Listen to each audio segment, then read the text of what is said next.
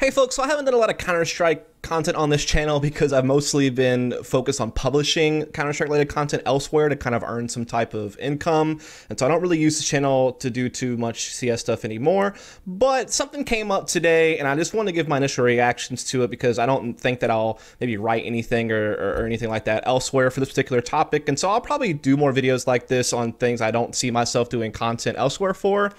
And this video will be a bit different because usually I have like a lot of data and research behind me when I make a video and I really break it down, analyze it, where this is more of like just initial reactions to the news that came out today because it kind of blew my mind. It really threw me for many different reasons. We'll get into that, but it wasn't reported, I should say, by DK, who's pretty reliable on these types of things, that Cloud9 is looking to drop FNS and add either Apex or MBK in his place. And FNS responded to DK's tweet by basically saying that there was inaccurate information in the post, but that was in regards to, I guess in the post originally it didn't say that they made it out of groups of Marseille, but they did, and so FNS corrected them on that, but didn't comment on anything else, basically almost admitting that this is probably going to happen, at least that FNS is on his way out. And so I just wanted to, kind of talk about this because this is just crazy. I think there was a lot of ruckus about this when he first got signed. People maybe thought that he wasn't the right choice to begin with, that he wasn't a good enough player, or that he wasn't proven enough in IGL, didn't accomplish enough with CLG or what have you. And so people already had their reservations. Then, of course, Jack from Cloud9 announced that it was a 200K buyout to get him from Complexity, and then people were really up in arms about that because they thought that was way too expensive.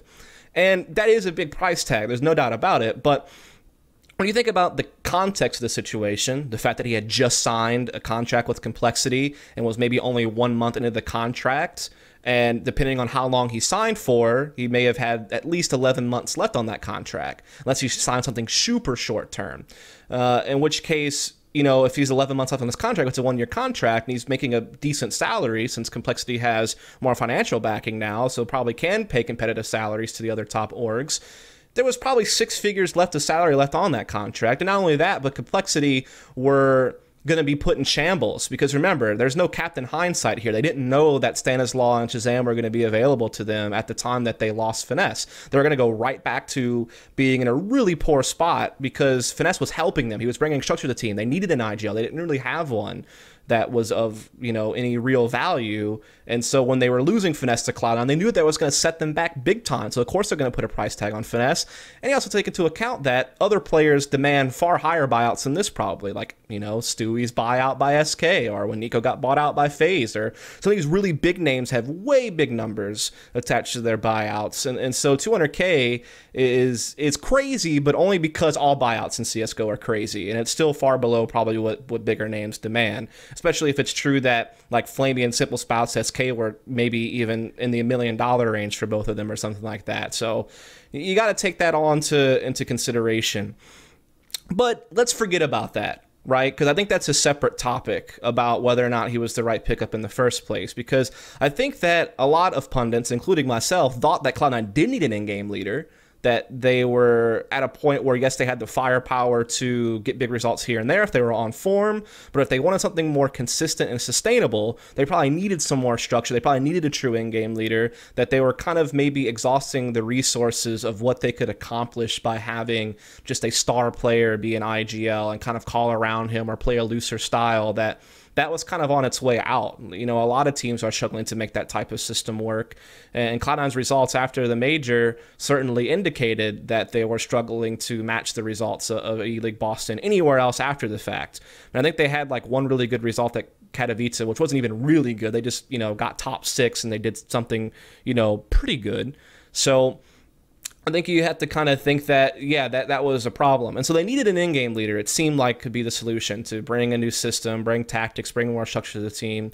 And that was the thought process. And so it's like, well, who can you get? And unless you go reach for a European option, if you could have done that, if you could have convinced someone to speak English and come to NA and call, then you had to go with the NA option. And the only options there really was Stanislaw, was Finesse, and then potentially if you try to go after Nifty from Renegades. And sure, maybe there's an argument to be made that Nifty coming in for like Skadoodle and being an Opera in-game leader would have done this team well. Maybe you could argue that Stanislaev's a better fragger than Finesse, and so maybe he could have been a better match for Cloud9 since he favors the looser style of play as an IGL, so maybe he could have been a fit here. You could make those arguments, but they decided to go with Finesse, and he was a reasonable option. And so they put him on this team, and he's been on the team for 1 month. 1 month. Maybe a little over a month. I think he got signed at the very beginning of April and then immediately started playing matches after getting signed. April 3rd, I think, was his first game. Now, between April 3rd and today, so that's May 24th, so basically in a month and a half, maybe a little more than a month and a half, he's played 28 online matches and traveled to 3 offline events. There was never more than basically a day or 2 break between these online matches, offline events. You got to consider travels included in that, by the way.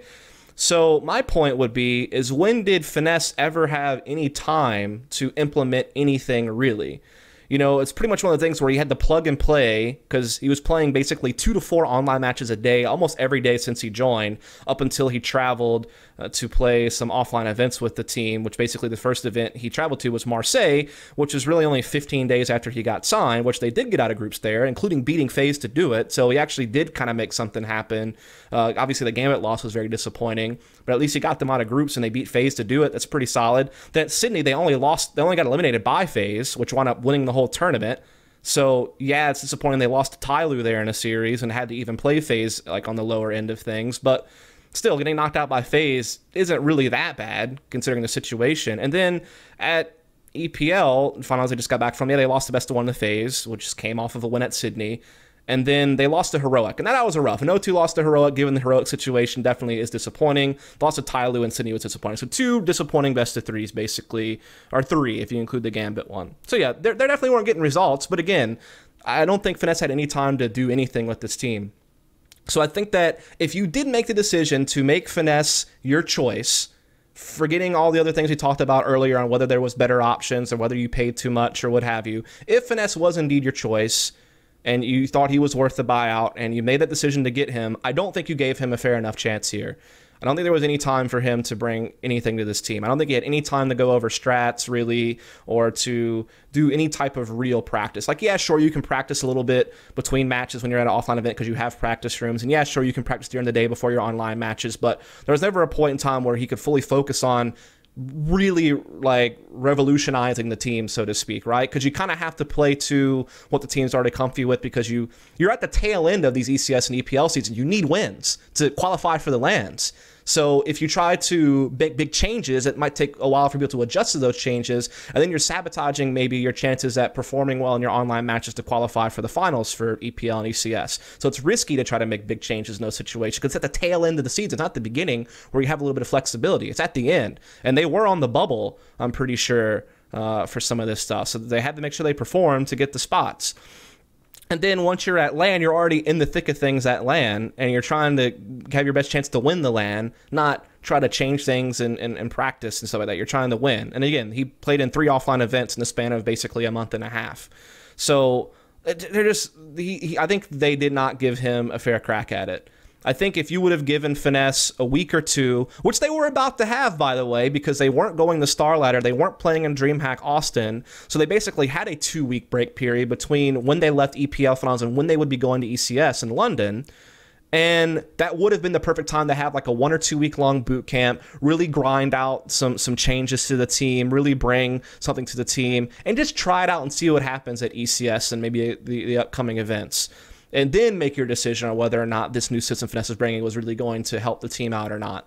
But the way it stands, it just seems really, really off-putting, this whole situation, because I think he's kind of being scapegoated when he didn't really even have the time to do anything. And again, most people agree that Cloud9 needed leadership. They needed structure. And I think Finesse was a good in-game leader for this team in the sense that he favored straying away from defaults and playing more aggressive, more fast-paced and explosive Counter-Strike. That's what he was doing with CLG in the past when they were getting some results at like DreamHack Summer last year, what they did at Star Ladder, and what they could have done at Valencia if it wasn't for the whole Kusta Red Reserve Mirage Diffuse debacle.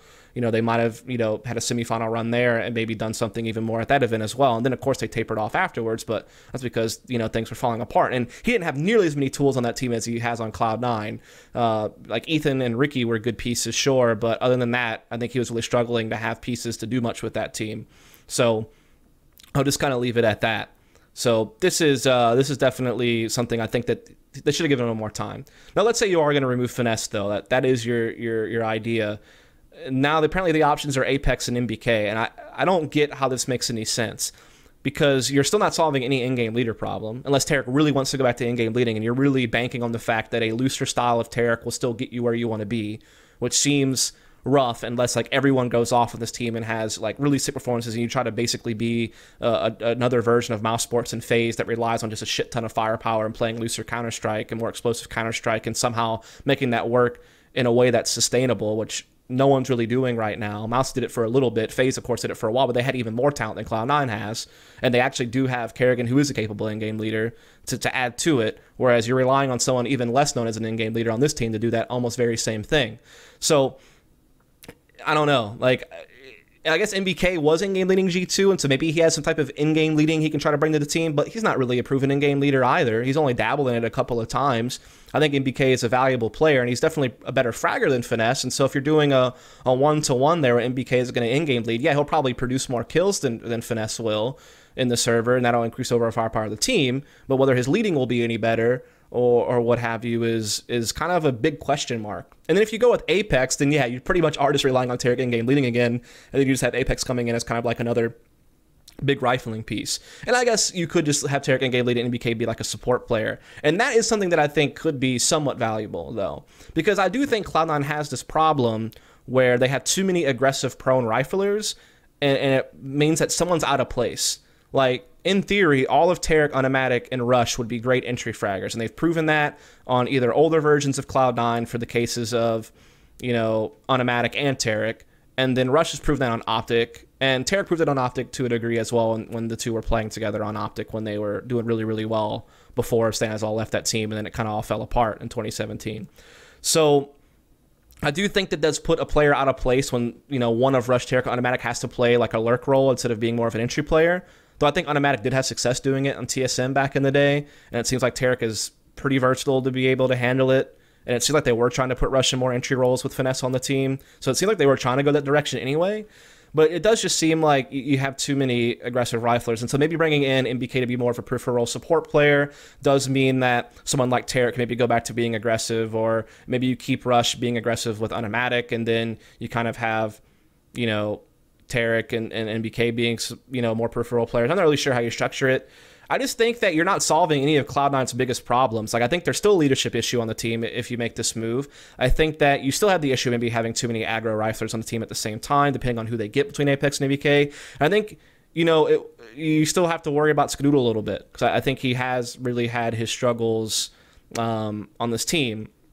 Now, I do think that some people harp on Skadoodle a little bit too hard, because when you have so many aggressive riflers on the team, it's not as if there's a way for the Opper to be assertive. Like, he kind of has to fall back, play supportive, kind of, be more of a late round player, be more just kind of holding an angle somewhere while the riflers are attacking something else, or kind of be, a guy holding an angle while his entry fraggers kind of push in front of him to take the side or take an area of the map, because that's just the lineup that you have. And I mean, that's been the case ever since, Tarek and Rush joined the team. He kind of had to be in that role. So you can't really fault him for that. Like, otherwise, some riflers that normally like to be openers and entry players have to take a backseat to let Skadoodle go for a pick.